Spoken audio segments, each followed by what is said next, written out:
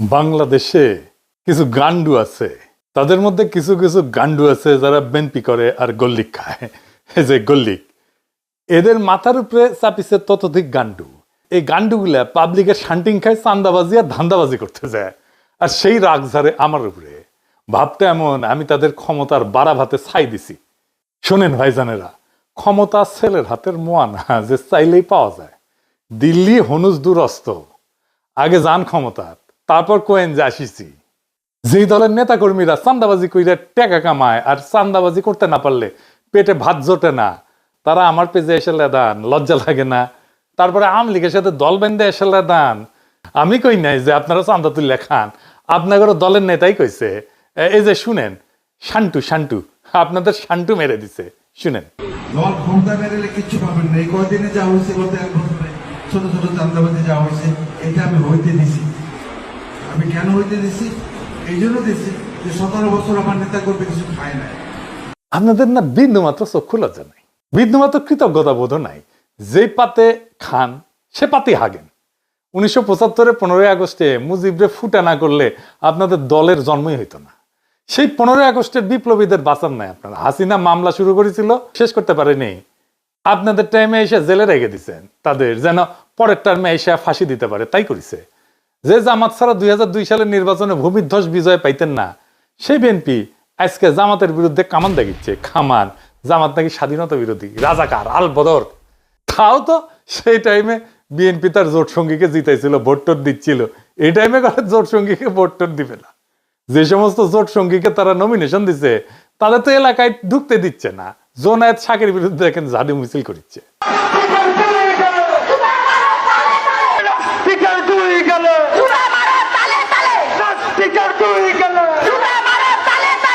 Junayed শাকিরের nomination দিবে BNP, তাই মানে তাতেই ওদের পুচ্ছে আগুন ধরে গেছে।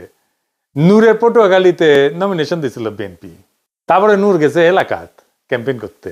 এলাকায় বিএনপি নেতা কর্মীরা ওরে অবরুদ্ধ করে রাখছে। যতগুলো আসন বিএনপি তার জোট সঙ্গীদের দিবে না, সব কটাই একই ঘটনা ঘটবে, আর ওই আসনগুলাই হারবে বিএনপি।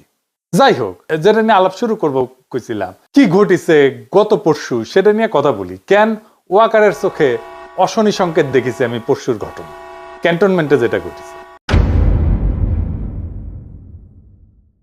ঢাকা ক্যান্টনমেন্ট থেকে 46 ব্রিগেডের 8টা এপিসি মুভ করে জিয়া কলোনি থেকে বাইর হয় 11ই অক্টোবর রাতে 1:30 থেকে 2টার মধ্যে ঘটনাটা ঘটে। 4টা বাইর হয় আর 4টা বাইরে থেকে ভিতরে ঢোকে। এপিসি মানে জানেন তো, আর্মার্ড পার্সোনাল ক্যারিয়ারে, যে এটা এইগুলা এক একটা এপিসির সাথে 2টা করে জিপ বোঝাই সৈন্য ছিল। তার মানে একটা সময় 8টা এপিসি আর 16টা জিপ মুভ করেছে সিভিলিয়ান এলাকায় ক্যান্টনমেন্ট থেকে বাইরে হয়ে। শুধু এটা না, একই সাথে এয়ার ডিফেন্স আর্টিলারির সামনে ট্রুপস ডিপ্লয় করা হয়েছিল। জড়ো হয়েছিল ট্রুপস, কি কামে আর্মি জানে।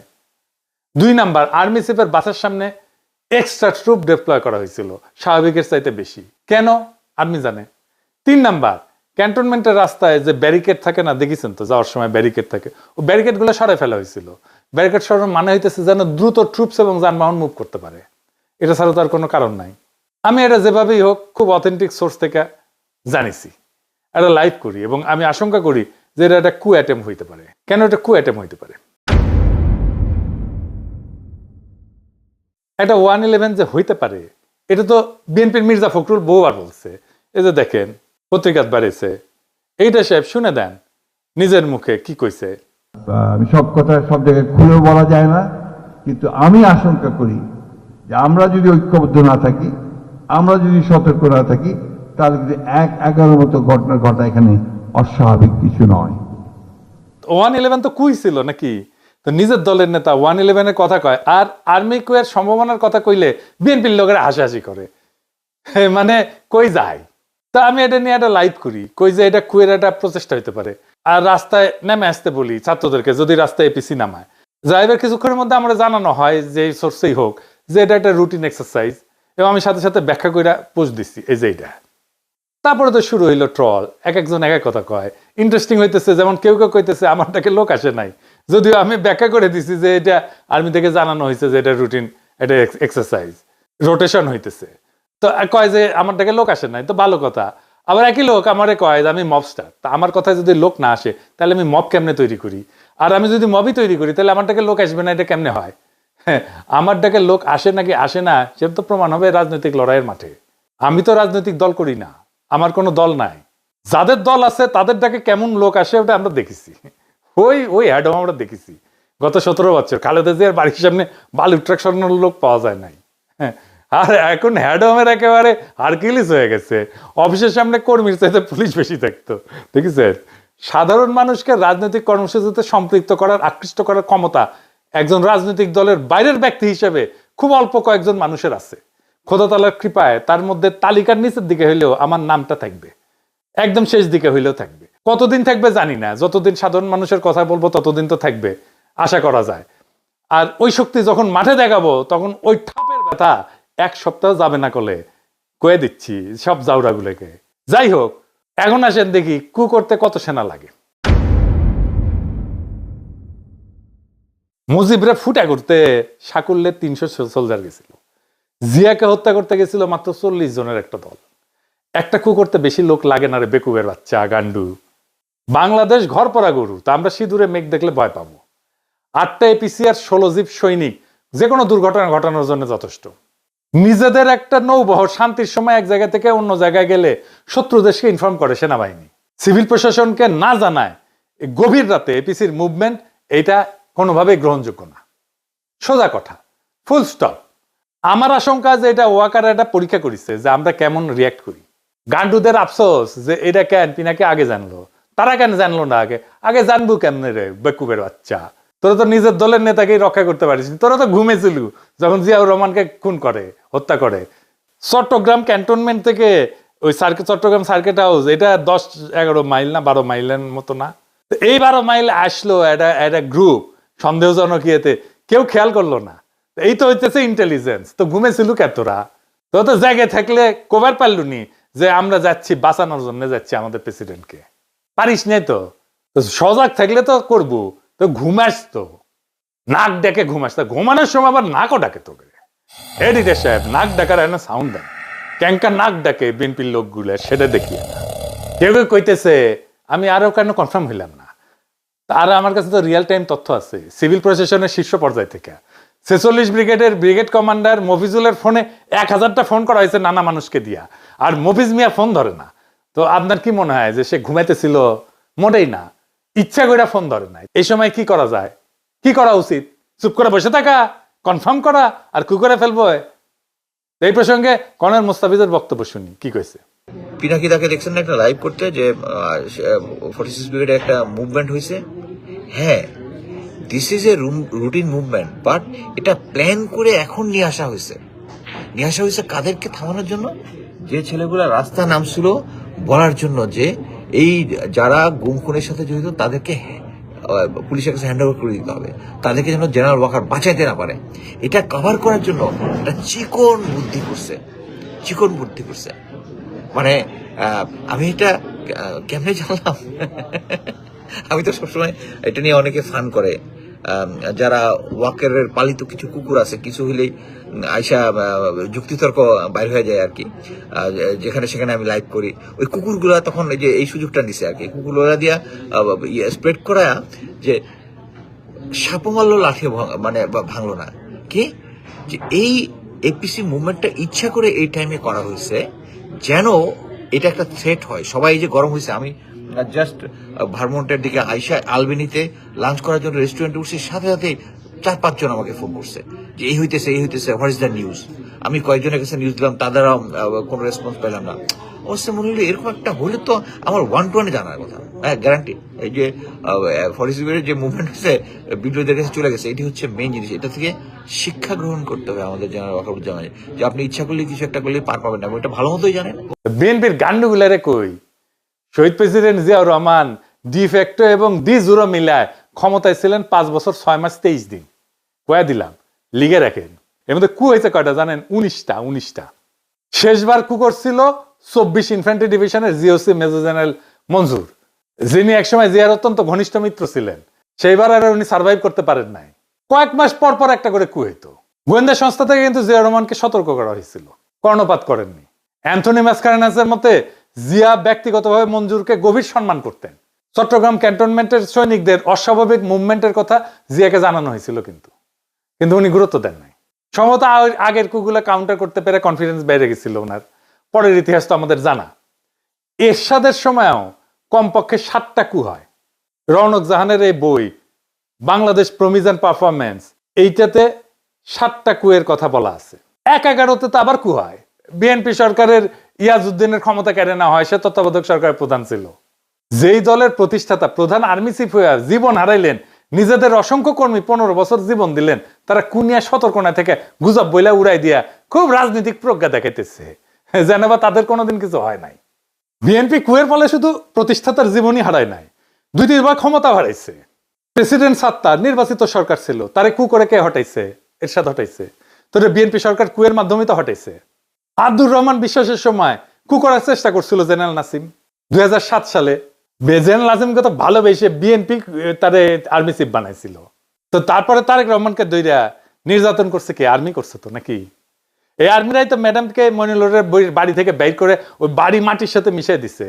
111-এর কু করে বিএনপির প্রেসিডেন্ট ইয়াজউদ্দিনকে হটাইলো না তত্ত্বাবধায়ক সরকারের প্রধানের পদ থেকে। এশিয়ানের সেনাবাহিনী চাইছে, দেখলো না পিলখানায় তাদের সহকর্মীদের প্রাণ দেয়াকে? কারণ ইন্ডিয়া কইছিল পিলখানায় অভিযান করলে ইন্ডিয়ান আর্মি বাংলাদেশে মার্চ করবে, ঢুকে দেবে। কোনোদিন জিজ্ঞেস করে নাই ইন্ডিয়াকে যে পিলখানায় আমি অভিযান চালাইলে তুমি আমার দেশে মার্চ করার কে? এই সেনাবাহিনীর ক্যান্টনমেন্টের ভিতরে আয়নাঘর হইল।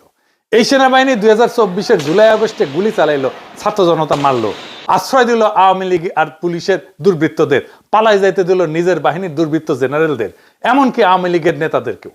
এরপরে এদের শিক্ষা হয় না। কি প্রগাঢ় বিশ্বাস এদের এই জেনারেলদের প্রতি। আর একটা জিনিস বিএনপির গান্ডু ছাপরি বুদ্ধিজীবীদের জানায় দিই, ওরা জানে না কি সেটা। আসেন এটা দেখি।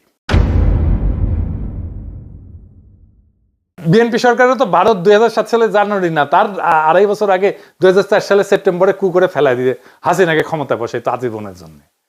এর জন্যই তখন বাংলাদেশে একের পর এক রহস্যজনক জঙ্গি হামলা হওয়া শুরু করে 2004 সাল থেকে। এরপরে রহস্যজনকভাবে 21শে আগস্ট গ্রেনেড হামলা হওয়ার পর বাংলাদেশ সেনাবাহিনীর প্রাক্তন সেনাপ্রধান এবং আওয়ামী লীগের 1996-2001 সালে সাবেক জ্বালানি মন্ত্রী নুরুদ্দিন খান সেপ্টেম্বর মাসে আমেরিকান রাষ্ট্রদূত হ্যারি কে টমাসের সাথে দেখা করে আমেরিকান সরকারের গ্রিন লাইট চায় কু করার জন্য। কু করার জন্য। এবং এই জন্য সে সেনাবাহিনীর বিভিন্ন কর্মকর্তার সাথে কথা বলে রাখছিল। আমেরিকান রাষ্ট্রদূত এরপর তৎকালীন বিএনপি স্থায়ী কমিটির সদস্য লেফটেন্যান্ট জেনারেল অবসরপ্রাপ্ত মাহবুর রহমানের সাথে দেখা করে এবং এই বিষয়টা জানায়। বিস্ময়করভাবে মাহবুর রহমান এই ব্যাপারে খুব বিস্ময় প্রকাশ না কইরা রাষ্ট্রদূতকে উত্তর দেয় যে আমেরিকা যদি গ্রিন সিগন্যাল দেয় তাহলে অবশ্যই কু হবে। হ্যাঁ, বিএনপির নেতা সে বলতেছে কু হবে। তিনি তার নিজের দলের প্রধানমন্ত্রী খালেদা জিয়াকে সেই মিটিং এ তুচ্ছতাচ্ছিল্য করে কথা বলে। এই হচ্ছে বিএনপির নিজেদের ভিতরের ঐক্য। আর এবার যদি কইতো তাহলে বিরানি আমলম, কচু খেতি, ওয়াকারের পথবালক কেউ আগায় আসতো না। উল্টা এরা জেনারেল মাহবুবের মতো বিএনপিকে গালিগালাজ করত। সেই সময় তখন আমেরিকান সরকার কনভিন্স হয় নাই যে বাংলাদেশে ইসলামী জঙ্গির উত্থান ঘটছে। সেই জন্য হ্যারি কে টমাস কু করতে গ্রিন লাইট দিতে অস্বীকার করে। এইটা কেমনে জানলাম আমি? সে হ্যারি কে টমাস এই ঘটনার বিস্তারিত বিবরণ 2004 সালের 16 সেপ্টেম্বর তার নিজের বস আমেরিকার পররাষ্ট্রমন্ত্রীর কাছে একটা সিক্রেট কেবল টেলিগ্রাম করে পাঠায়। সিক্রেট টেলিগ্রাম আমি কেমনে পেলাম? এটা উইকিলিক করে দিছে। এই টেলিগ্রামটা উইকিলিক্সের অন্য সব দলিলের সাথে প্রকাশ করা হয়েছিল। এখানেও আছে, দেখেন এডিটর সাহেব দেখেন। গান্ডু মূর্খ সদা বিএনপির ছাত্রী বুদ্ধিজীবী পড়িস সেগুলা। এরপরের ইতিহাস তো সবার জানা। 2005 সালে বাংলাদেশে হঠাৎ করে অনেক রহস্যজনক জঙ্গি হামলা হওয়া শুরু করলো। এর সাথে 63 জেলাতে একসাথে বোমার বিস্ফোরণ ঘটলো। ইন্ডিয়া, প্রথম আলো, দিল্লি স্টার এই সময় ক্রমাগত আমেরিকার কান ভারী করতে থাকলো যে বাংলাদেশে জঙ্গি হামলার, হিন্দু নির্যাতনের বানোয়াট খবর দিয়া। এইসব রেকর্ডে উইকিলিক্সে আছে। অবশেষে আমেরিকা কনভিন্স হয়। 2007 সালে কু করার গ্রিন লাইট পায়। ভারতীয় মদতপুষ্ট কুলাঙ্গার মইনু 111 ঘটায় এবং ফখরুদ্দিনকে ক্ষমতায় বসায়। তারপরে ইতিহাস সবার জানা। তারপরে বিএনপি শিক্ষা হয় নাই। এখনো হাসিনা রেখে যাওয়া উচ্ছিষ্ট সেনাবাহিনীর জেনারেলদের পাচাটে আর ইন্ডিয়ার কাছে গিয়ে পেন নাম ঠুকে। বিএনপি যখন গোয়া মারা খায় তখন এর আবাল বুদ্ধিজীবীরা পালায়, এরাও পালাবে। বিএনপির বাকি নেতা কর্মীরা কাটতে কাটতে আবার আল্লাহর কাছে বিচার দেবে যে ইনকা কইরা শালার পুত ভোট দেন না আবার ঠিক সুদাও। সবাই হাত তোলেন। ওই শালার পুতরা মুনাজাত কর, মুনাজাত কর। ওই পুরো শালার বুতারা মুনাজাত ধর মাইক আনতে বলছেন আল্লাহ তোমার কাছে বিচার দিলাম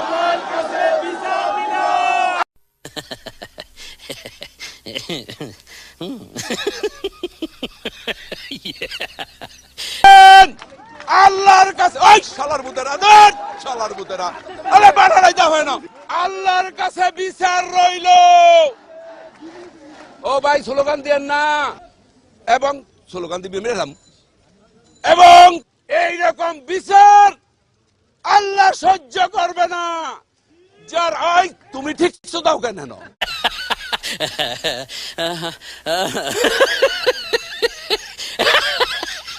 আমরা হাসিনারে হটাইছি কিন্তু সিভিল মিলিটারি ব্যুরোক্রেসিরে হটাইতে পারি নাই। এটাই জুলাইয়ের ব্যর্থতা। যারা হাসিনা শাসনে খুঁটি ছিল তাদের নিয়ে আমরা তেমন কিছুই করতে পারি নাই। খুবই অল্প আমলাদের বিরুদ্ধে মামলা হয়েছে, বেশিরভাগ পলাতক আমলাদের বিরুদ্ধে মামলা হয়েছে, অথচ তারা আতঙ্কে ছিল অক্টোবর পর্যন্ত 2024-এর। সাম্প্রতিক সময়ের একটা ঘটনা বলি, রাজনৈতিক ঘটনা। 2016 সালে এরদোগানের বিরুদ্ধে কু করার চেষ্টা করলো সেনাবাহিনীর আলট্রা সেকুলার অংশ। বাঙ্গুল্যান্ডের আলট্রা সেকুলাররা কিন্তু খুব খুশি হয়েছিল তখন। এরদোগান পাওয়ার কনসলিডেট করে যারা প্রত্যক্ষ এবং পরোক্ষভাবে কুয়ের সাথে যুক্ত ছিল তাদের মেরুদণ্ড একেবারে ভেঙে দিছে, তামা তামা করে দিছে, গুড়া গুড়া করে দিছে হাড্ডি। প্রায় 10,000 সেনাবাহিনীর অফিসার আর সৈন্যদের চাকরি গেছে, জেল হয়েছে। তদন্তে 20 লাখ লোককে জিজ্ঞাসাবাদ করা হয়েছে, সিভিলিয়ান আমলা সহ 1.5 লাখ লোকের চাকরি গেছে, জেল হয়েছে। এত লার্জ স্কেলে সিভিল মিলিটারি ব্যুরোক্রেসির পার্জিং আধুনিক কালে আর কোথাও হয় নাই। বাংলাদেশে একই কাজ করার দরকার ছিল। বাংলাদেশের মানুষের বিরুদ্ধে অপরাধ করার জন্য বাংলাদেশের সিভিল আর মিলিটারি ব্যুরোক্রেসির এভাবেই সাইজ করতে হইতো। খোদা তাআলা যদি তৌফিক দেন এই কাজ করব, দরকার হলে এরদোগান যে প্রসিকিউটররা দিয়ে এইভাবে সাইজ করেছিল তারে হায়ার করে নিয়ে আসবো বাংলাদেশে ইনশাল্লাহ। আমরা জানি 3 দিন আগে আইসিটি ওয়ারেন্ট ইস্যু করার পরে আর্মির টপ ব্রাস ক্ষুব্ধ এবং সম্ভবত শঙ্কিত। এই অবস্থায় আর্মির এত বড় একটা ট্রুপ মুভমেন্টের উপরে আমাদের নজর রাখতেই হবে দেশের স্বার্থে। এই মুভমেন্টে কোনো মিলিটারি কুর চেষ্টা প্রস্তুতি হোক বা না হোক, সিভিল অ্যাডমিনিস্ট্রেশনকে এই মুভমেন্টের আগাম খবর না দেওয়াটা নিয়মের ব্যতিক্রম। এই মুভমেন্ট অত্যন্ত অস্বাভাবিক। যদি হঠাৎ দেখি যে একটা মিলিটারি কু শুরু হইতে চলতেছে, আমরা আমাদের সাধ্যমতো সেই কুকে ঠেকানোর চেষ্টা করব দেশের সাধারণ মানুষের সম্মিলিত শক্তি দিয়া। পারি না পারি অন্য কথা, বড়সড় কিছু ঘটার আগেই প্রিএমটিভ মেজার হিসাবে যা যা পদক্ষেপ নেওয়ার তা নিব। আপনারা এইটা বুঝে দেখেন কিভাবে আওয়ামী লীগ, বাকশালী আর বিএনপি আর কচু খেতি ওয়াকারের পদ ভালো একই সাথে আমার পিছে লাগে, একই সাথে। তার মানে এদের একটা ঐক্য আছে। ইন্ডিয়া, বাকশালী, আওয়ামী লীগ, ওয়াকারের পদ বালক, এরা সব এক গোয়ালের গরু। আমাদের ছাত্র জনতা জুলাই বিপ্লব করে হাসিনার ফ্যাসিস্ট শাসনের পতন ঘটাইছে। মনে রাখবেন, আমাদের ক্ষমতা আছে কু ব্যর্থ করার।